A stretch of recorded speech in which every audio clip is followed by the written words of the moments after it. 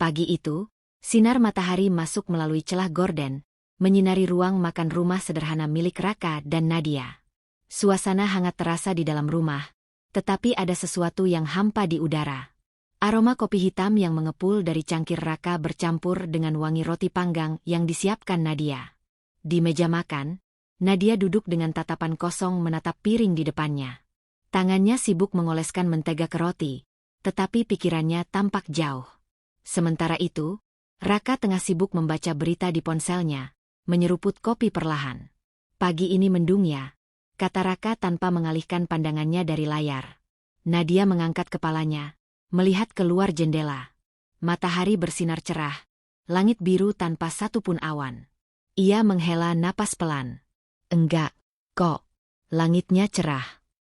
Raka menoleh, menyadari kesalahannya. Ia tersenyum kecil. Iya, maksudku, di dalam rumah ini rasanya agak mendung. Nadia tidak langsung merespons. Ia meletakkan pisau mentega di atas piring dengan hati-hati, lalu menatap suaminya dengan ekspresi yang sulit dibaca. Kamu tahu hari ini hari apa? Tanyanya pelan. Raka mengernyitkan dahi, berpura-pura berpikir keras. Hari Selasa. Nadia tetap diam, hanya menatapnya dengan intens. Raka berdeham dan mencoba tersenyum. Dan juga, hari ulang tahun pernikahan kita yang kelima. Lanjutnya cepat. Nadia tersenyum kecil, tetapi senyumnya tidak mencapai matanya. Kamu ingat? Tentu saja. Aku kan bukan suami pelupa, kata Raka, mencoba mencairkan suasana. Ia meletakkan ponselnya dan meraih tangan Nadia di atas meja. 5 tahun, ya? Waktu berlalu cepat. Nadia mengangguk. Iya, cepat sekali.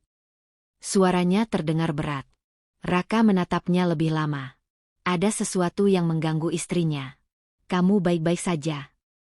Nadia menarik napas dalam-dalam sebelum akhirnya berkata, rasanya 5 tahun ini, seperti ada yang kurang. Raka terdiam. Ia tahu kemana arah pembicaraan ini. Nadia tersenyum, tapi ada kesedihan di matanya. 5 tahun, dan rumah ini masih terasa sepi. Suasana berubah sunyi. Hanya suara detik jam yang terdengar di antara mereka. Raka menggenggam tangan Nadia lebih erat. Sayang, kita sudah bicara soal ini. Aku tahu ini berat buat kamu, buat kita. Tapi kita masih punya waktu. Nadia mengangguk pelan, tapi wajahnya tetap muram. Aku hanya merasa gagal sebagai istri. Semua orang terus bertanya. Keluarga, teman-teman. Mereka selalu menanyakan hal yang sama, dan aku tidak punya jawaban. Raka mendesah. Ia tahu betapa besar tekanan yang Nadia rasakan. Setiap pertemuan keluarga selalu berakhir dengan pertanyaan yang sama. Kapan punya anak? Kita enggak perlu menjawab siapapun. Ini hidup kita, kata Raka lembut. Tapi aku ingin menjawabnya, Ka. Suara Nadia nyaris bergetar. Aku ingin bilang kalau kita sedang menunggu. Aku ingin bilang kalau aku sedang hamil. Aku ingin merasakan bagaimana rasanya menggendong anak kita sendiri. Raka meremas jemarinya dengan lembut. Ia ingin mengatakan sesuatu yang menenangkan, tapi kata-kata terasa sulit keluar dari mulutnya. Aku enggak ingin menyerah, lanjut Nadia, suaranya lebih pelan. Tapi aku juga mulai takut. Bagaimana kalau memang kita tidak bisa? Raka menatap istrinya dengan lembut. Kita bisa. Aku percaya itu. Dan kalaupun tidak, kita tetap punya satu sama lain. Kamu enggak sendirian. Nadia menunduk, air mata mulai menggenang di sudut matanya. Tapi aku merasa sendirian, Ka. Perkataan itu seperti pisau yang menusuk hati Raka. Ia merasa gagal sebagai suami karena tak bisa sepenuhnya menghapus kesedihan istrinya. Ia menarik napas dalam, lalu berdiri dan berjalan ke belakang Nadia, memeluknya dari belakang. Aku di sini, bisiknya. Selalu. Nadia menghela napas panjang, berusaha menahan tangisnya. Ia meletakkan tangannya di atas tangan Raka yang melingkari tubuhnya. Hangat, tapi tetap tidak bisa menghapus kekosongan di hatinya. Sejenak mereka hanya diam dalam pelukan itu, menikmati kehangatan satu sama lain di tengah pagi yang terasa dingin. Di luar, langit tetap cerah. Tapi di dalam hati mereka, awan mendung masih menggantung. Siang itu, Raka dan Nadia tiba di rumah orang tua Raka. Rumah itu cukup besar, dengan halaman luas yang dipenuhi tanaman hijau. Sejak awal pernikahan mereka, Nadia selalu merasa sedikit canggung saat berkunjung ke sini. Bukan karena ia tak diterima, tapi karena setiap kali datang, ada satu topik yang selalu dibicarakan, dan itu membuatnya lelah. Mereka berdua masuk ke dalam rumah, disambut oleh Ibu Raka, Bu Sari, yang langsung tersenyum lebar. "Kalian akhirnya datang juga. Ibu kira lupa sama rumah ini," kata Bu Sari sambil memeluk Raka dan Nadia bergantian. "Kami nggak mungkin lupa, Bu," jawab Raka dengan tawa kecil. Dari ruang tamu, ayah Raka, Pak Heru, yang sedang membaca koran hanya melirik sekilas. "Kalian lama sekali enggak ke sini. Sudah berapa bulan?" "Ya, baru sebulan, Pak," jawab Nadia dengan sopan. Bu Sari tersenyum, lalu menarik tangan Nadia ke meja makan. "Ayo duduk. Ibu sudah masak makanan kesukaan kalian." Di meja makan, ada lauk pauk yang melimpah, rendang, sambal terasi, sayur asem, dan ikan goreng. Semua makanan yang Raka suka. Mereka mulai makan dengan obrolan ringan. Namun, seperti yang sudah diduga Nadia, percakapan akhirnya mengarah ke satu topik yang selalu membuatnya tidak nyaman. "Jadi, kalian ada kabar baik apa?" tanya Bu Sari sambil mengambil lauk. Nadia yang sedang menyuap nasi tiba-tiba merasa jantungnya berdegup lebih kencang. Ia tidak perlu bertanya apa maksud mertuanya. "Kabar baik apa, Bu?" tanya Raka dengan santai, pura-pura tidak mengerti. Bu Sari melirik Nadia sekilas sebelum tersenyum. "Ya, apalagi kalau bukan kabar cucu? Kalian kan sudah 5 tahun menikah. Masa belum ada tanda-tanda juga?" Nadia meletakkan sendoknya perlahan. Dadanya mulai terasa sesak. "Ibu," Raka mencoba menenangkan. "Kami masih berusaha." "Berusaha? Sampai kapan?" Suara Bu Sari terdengar lebih tajam. Pak Heru menurunkan korannya dan ikut bicara. "Kalian sudah periksa ke dokter? Jangan-jangan ada sesuatu yang salah." Raka mulai tidak nyaman. "Sudah, Pak. Sejauh ini hasilnya baik-baik saja. Tapi nyatanya belum hamil juga, kan?" Bu Sari menatap Nadia lebih lama. Atau jangan-jangan, ia berhenti sejenak, lalu menurunkan nada suaranya. "Jangan-jangan Nadia yang mandul." Suasana di meja makan langsung berubah tegang. Nadia terdiam, napasnya mulai terasa berat. Kata-kata itu menusuk dadanya seperti belati. Raka meletakkan sendoknya dengan sedikit keras. "Bu, tolong jaga omongan. Ibu ini cuma bertanya. Jangan tersinggung dulu." Bu Sari membela diri. "Ibu kan hanya ingin tahu. Kalau memang ada masalah, kita bisa cari solusi. Kalau memang Nadia yang sulit punya anak, mungkin ada cara lain." "Cara lain?" Raka menatap ibunya tajam. "Maksud ibu apa?" Bu Sari menoleh ke Pak Heru sejenak, lalu menatap Raka serius. "Ibu cuma bilang, kalau memang sulit, ya, mungkin kamu bisa mempertimbangkan pilihan lain." Nadia sudah tidak kuat. Tangannya menggenggam ujung meja dengan erat, menahan gejolak di dadanya. Ia merasa seperti sedang ditelanjangi, dihakimi tanpa belas kasihan. "Ibu, apapun yang terjadi, Nadia adalah istri saya. Kami akan mencari solusi bersama, bukan dengan pilihan yang ibu maksud," kata Raka tegas. Bu Sari mendengus. "Ibu hanya kasihan. Kalian sudah lama menikah, tapi masih berdua saja. Ibu ingin cucu. Itu saja." Nadia tiba-tiba berdiri dari kursinya. Matanya mulai berkaca-kaca. "Permisi, Bu. Saya ke kamar mandi sebentar." Tanpa menunggu jawaban, ia cepat-cepat berjalan keluar dari ruang makan. Begitu sampai di kamar mandi, ia menutup pintu dan menyandarkan punggungnya ke dinding. Dadanya terasa semakin sesak, seperti ada batu besar menekan. Ia menarik napas dalam, tapi air matanya mulai mengalir tanpa bisa ditahan. "Mandul." Kata itu terus terngiang di kepalanya.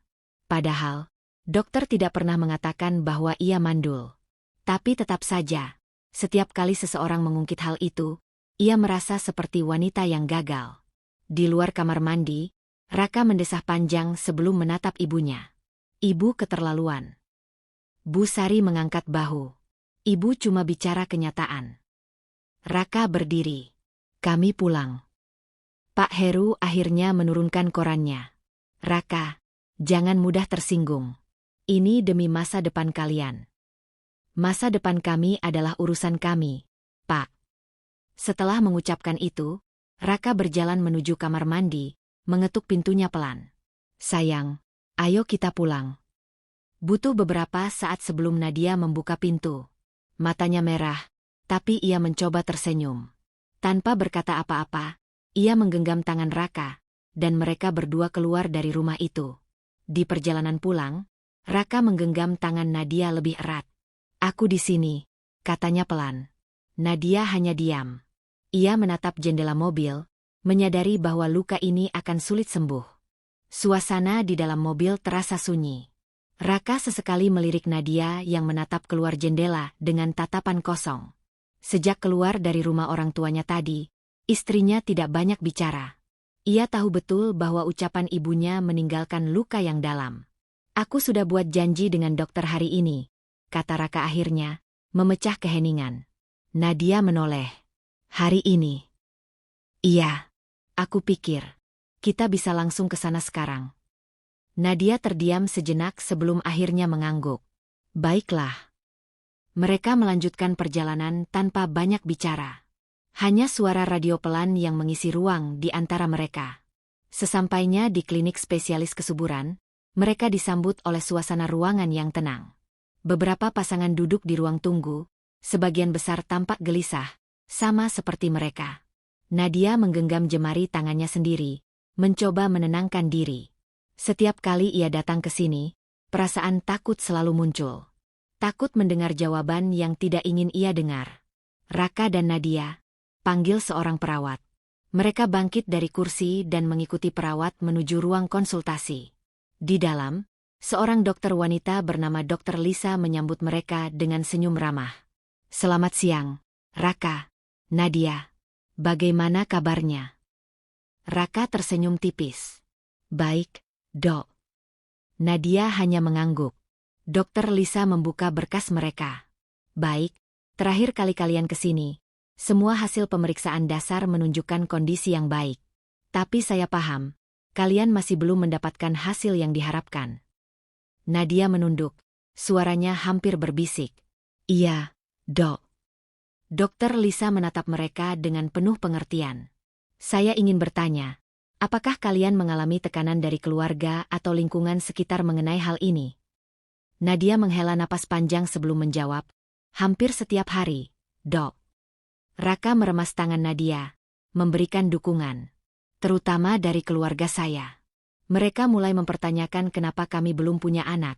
Bahkan, ia ragu sejenak. Bahkan ibu saya sempat bertanya apakah Nadia mandul.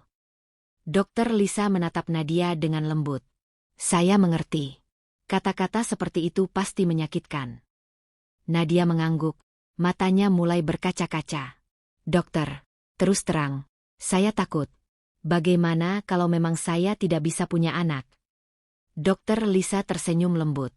Nadia, ketidaksuburan itu bukan hanya masalah perempuan saja, tapi bisa terjadi pada kedua belah pihak. Dan dari hasil pemeriksaan kalian sebelumnya, tidak ada indikasi bahwa kamu mandul. Namun, memang ada beberapa faktor lain yang bisa mempengaruhi, seperti stres, pola hidup, atau mungkin ada faktor medis yang belum terdeteksi. Nadia menatap Dokter Lisa penuh harap. Jadi, masih ada kesempatan. Tentu saja, jawab Dokter Lisa yakin.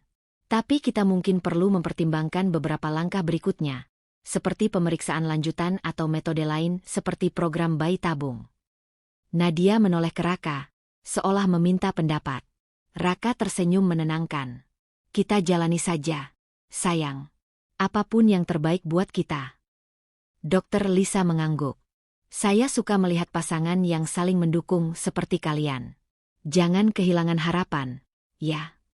Nadia tersenyum kecil. Terima kasih, Dok. Saat mereka keluar dari ruang konsultasi, perasaan Nadia sedikit lebih ringan. Namun, di dalam hatinya, ia tahu perjuangan ini masih panjang. Malam itu, suasana rumah terasa sepi. Hanya suara jam dinding yang berdetak perlahan, mengisi kekosongan di antara Raka dan Nadia. Setelah pulang dari klinik, mereka tidak banyak bicara. Raka tahu istrinya masih memikirkan ucapan dokter, juga tekanan dari keluarga yang sejak tadi siang terus membebani pikirannya. Nadia duduk di pinggir tempat tidur, menatap kosong ke lantai. Rambutnya tergerai berantakan, dan matanya sembab karena terlalu banyak menahan emosi hari ini. Raka masuk ke kamar setelah selesai mandi, lalu duduk di sampingnya. "Kamu nggak mau tidur?" tanyanya lembut. Nadia menggeleng pelan. "Kamu duluan aja." Raka menghela napas, lalu menggenggam tangan istrinya. "Aku tahu ini berat buat kamu."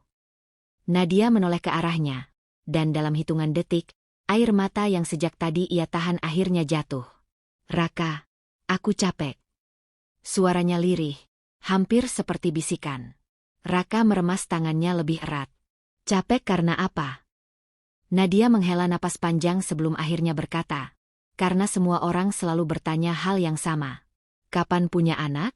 Kenapa belum hamil? Bahkan tadi di rumah orang tuamu." Suaranya tercekat. Raka terdiam. Ia tahu bagian ini pasti menyakitkan. Mereka bilang, "Aku mandul." Nadia menutup wajahnya dengan kedua tangan. "Kak, aku nggak tahu lagi harus gimana. Aku berusaha sekuat tenaga buat tetap sabar. Buat tetap percaya kalau kita akan punya anak suatu hari nanti. Tapi kenapa semuanya terasa sulit?"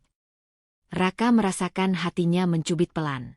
Ia tahu betapa keras istrinya berusaha, betapa setiap bulan Nadia selalu berharap hanya untuk berakhir dengan kekecewaan. "Nadia, dengar aku." Raka menarik wajah istrinya agar menatapnya langsung. "Kamu enggak mandul. Jangan pernah percaya kata-kata mereka. Kita hanya belum diberi kesempatan." "Tapi bagaimana kalau kesempatan itu enggak pernah datang?" Mata Nadia penuh kesedihan. "Kita akan terus berusaha." Nadia tersenyum pahit. "Sampai kapan, Kak? Sampai 5 tahun lagi? 10 tahun? Sampai akhirnya kamu capek dan pergi."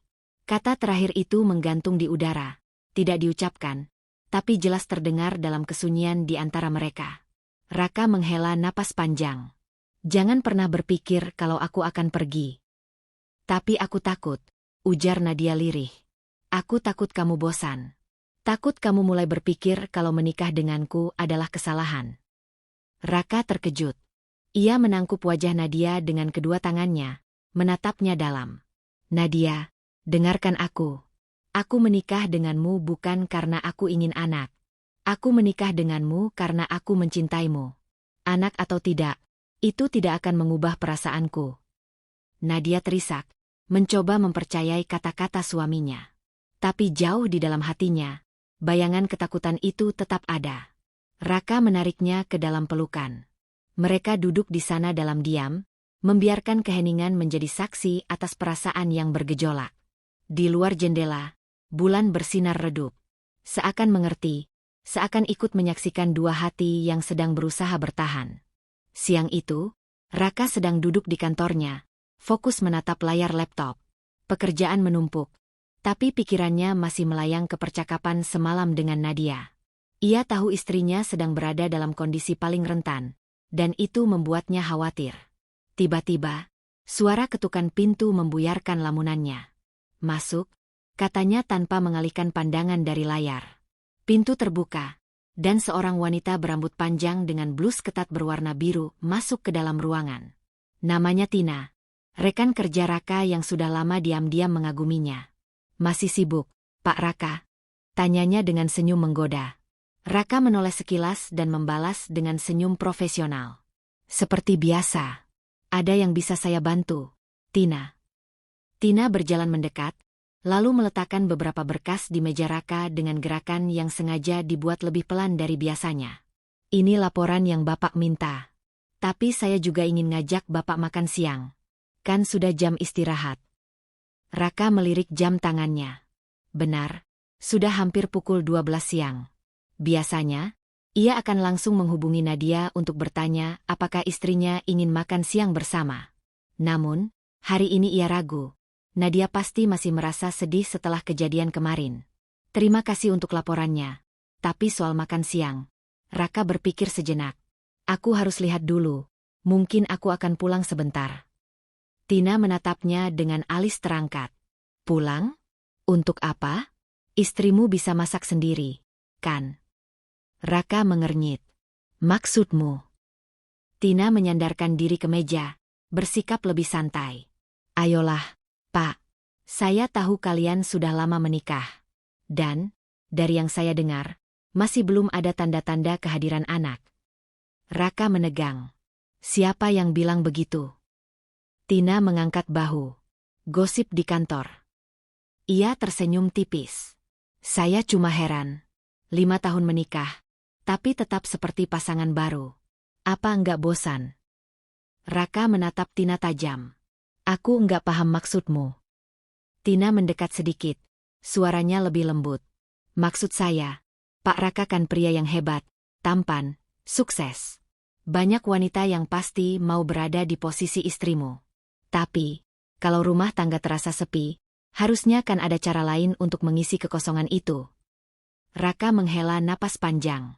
Ia tahu persis kemana arah pembicaraan ini. Tina, katanya dengan nada dingin. Aku menghargai profesionalitasmu di kantor ini. Tapi kalau kamu berbicara soal rumah tanggaku dengan cara seperti ini, aku minta kamu berhenti.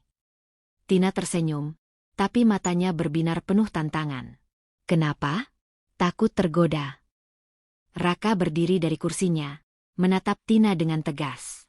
Aku mencintai istriku. Dan apapun yang sedang kami hadapi, itu bukan urusan orang lain. Tina menatapnya selama beberapa detik sebelum akhirnya mengangkat tangan menyerah. Baiklah, Pak. Saya cuma bercanda.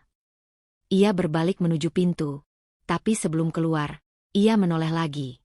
Hanya saja, kalau suatu hari nanti kamu merasa kesepian, kamu tahu di mana mencariku. Setelah Tina pergi, Raka mengusap wajahnya dengan kasar. Dadanya bergejolak, bukan karena tergoda, tapi karena marah. Ia segera mengambil ponselnya dan menghubungi Nadia. Sayang. Di seberang, suara istrinya terdengar pelan.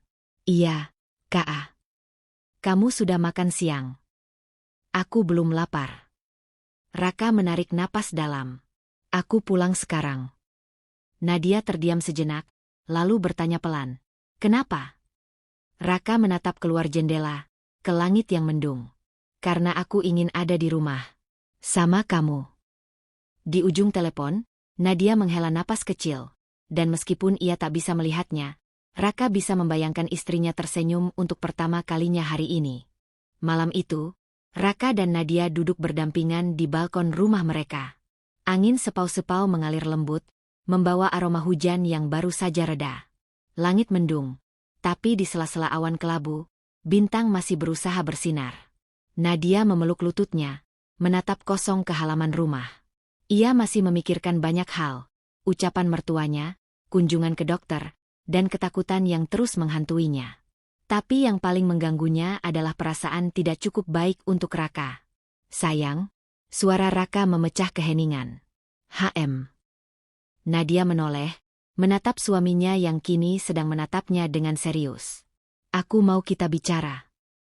Nadia tersenyum kecil, meskipun matanya masih menyiratkan kesedihan. Bukannya kita sudah bicara tadi? Bukan yang tadi, Raka menggeleng pelan. Aku ingin kita bicara tentang kita. Tentang pernikahan ini. Nadia terdiam, menunggu. Raka menghela napas panjang sebelum melanjutkan. Aku tahu selama ini kamu menahan banyak hal sendirian. Tekanan dari keluarga, pertanyaan orang-orang, dan perasaan bersalah yang kamu ciptakan sendiri. Nadia menunduk. Ia tidak bisa membantah itu. Raka meraih tangannya, menggenggamnya erat. Tapi kamu harus tahu satu hal, Nadia. Aku menikah denganmu karena aku mencintaimu. Bukan karena aku ingin anak, bukan karena aku ingin sesuatu yang lain. Aku ingin kamu. Dan aku ingin kita bertahan. Nadia menatap Raka, matanya mulai berkaca-kaca. Tapi bagaimana kalau kita memang tidak bisa punya anak? Bagaimana kalau kita harus hidup seperti ini selamanya? Raka tersenyum, lalu menangkup wajah Nadia dengan kedua tangannya. Kalau itu yang terjadi, maka kita akan tetap hidup berdua. Kita akan menemukan kebahagiaan kita sendiri, dengan atau tanpa anak. Air mata Nadia akhirnya jatuh. Kamu yakin? Suaranya bergetar. Aku yakin, jawab Raka tanpa ragu. Selama kamu di sampingku, aku yakin kita bisa melewati semuanya. Nadia tersenyum di antara air matanya. Untuk pertama kalinya dalam waktu yang lama, ia merasa hatinya lebih ringan. Raka mengecup keningnya lama, lalu berbisik, kita janji, ya? Apapun yang terjadi, kita akan bertahan. Nadia mengangguk, lalu membalas genggaman tangan suaminya lebih erat. Kita akan bertahan. Di langit, awan perlahan mulai terbuka, memberi ruang bagi bintang untuk bersinar lebih terang. Seperti hati mereka yang kini sedikit lebih tenang, lebih kuat, dan lebih siap menghadapi apapun yang akan datang. Setelah berbicara lama di balkon, Raka dan Nadia akhirnya masuk ke kamar. Malam itu, mereka tidur dalam dekapan satu sama lain, seolah ingin memastikan bahwa janji mereka untuk bertahan benar-benar nyata. Pukul 2.15 pagi, Raka terbangun karena getaran ponselnya di meja samping tempat tidur. Dengan mata masih setengah tertutup, ia meraih ponsel dan melihat sebuah pesan masuk. Dari Tina. Lagi tidur, Pak Raka? Atau butuh teman ngobrol? Raka mengerutkan kening, menatap layar ponselnya beberapa detik sebelum akhirnya menghela napas panjang. Ia menoleh ke samping, melihat Nadia yang tertidur dengan wajah damai. Tangannya masih menggenggam tangannya, seolah takut kehilangan. Tanpa berpikir lama, Raka mematikan layar ponselnya dan kembali memejamkan mata. Tapi dalam hati, ia tahu, godaan itu belum selesai. Setelah itu, Raka menghela napas panjang dan kembali ke tempat tidur. Ia meraih tangan Nadia dan menggenggamnya erat, seolah menegaskan janji yang telah ia buat malam ini. Dalam hati, ia bertekad, godaan bisa datang dari mana saja, tapi ia tidak akan pernah membiarkan apapun menghancurkan rumah tangga mereka. Apakah Raka bisa menahan dirinya untuk tidak tergoda oleh rayuan Tina? Nantikan IPS selanjutnya.